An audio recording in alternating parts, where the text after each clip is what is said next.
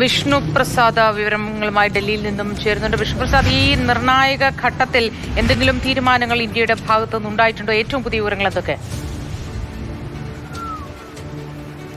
നിലവിലുള്ള സാഹചര്യത്തിൽ ഇപ്പോൾ ഇസ്രായേലിലും ഇറാനിലും സംഭവിച്ചുകൊണ്ടിരിക്കുന്ന സംഭവവികാസങ്ങളെല്ലാം നിരീക്ഷിക്കുകയാണ് എന്ന നിലപാട് മാത്രമാണ് ഇന്ത്യൻ വിദേശകാര്യ മന്ത്രാലയം ഇതുവരെ വ്യക്തമാക്കിയിട്ടുള്ളത്.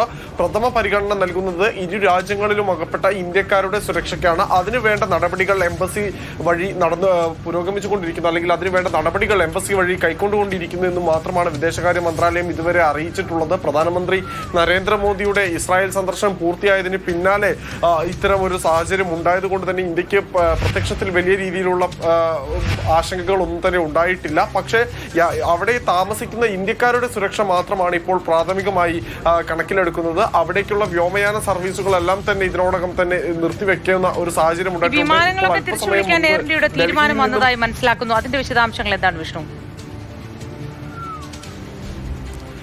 വ്യോമപാത അടച്ച സാഹചര്യത്തിലാണ് എയർ ഇന്ത്യ ഡൽഹിയിൽ നിന്നും ടെല്ലവീവിലേക്കുള്ള വിമാനം തിരിച്ചു വിളിച്ചിട്ടുണ്ടായിരുന്നത്. നമുക്ക് ഇതിനു മുൻപും സമാനമായ സാഹചര്യങ്ങൾ, സമാനമായ സാഹചര്യങ്ങളുള്ള മേഖലകളിൽ ഈ എയർ ഇന്ത്യ ഇത്തരമൊരു നിലപാട് കൈക്കൊണ്ടിട്ടുണ്ട്. അതിന്റെ സമാനമായ ഒരു സാഹചര്യം തന്നെയാണ് ഇപ്പോൾ ടെല്ലവീവിലേക്കുള്ള എയർ ഇന്ത്യ വിമാനം തിരിച്ചു വിളിച്ചതിൽ നിന്ന് നമുക്ക് വ്യക്തമാകുന്നത്. കൂടുതൽ സർവീസുകൾ ഇന്ത്യയിൽ നിന്ന് ഇസ്രായേലിലേക്കെല്ലാം ഉണ്ട്. അവയെല്ലാം തന്നെ എങ്ങനെയായിരിക്കും ഇനി മാറ്റിവെക്കപ്പെടുക, അല്ലെങ്കിൽ അതിന്റെ ഒരു നടപടിക്രമങ്ങൾ എന്തൊക്കെയായിരിക്കും എന്നത് എയർ ഇന്ത്യയെ സംബന്ധിച്ച ഒരു ഔദ്യോഗിക വാർത്താക്കുറിപ്പ് ഏത് നിമിഷവും നമുക്ക് പ്രതീക്ഷിക്കാം.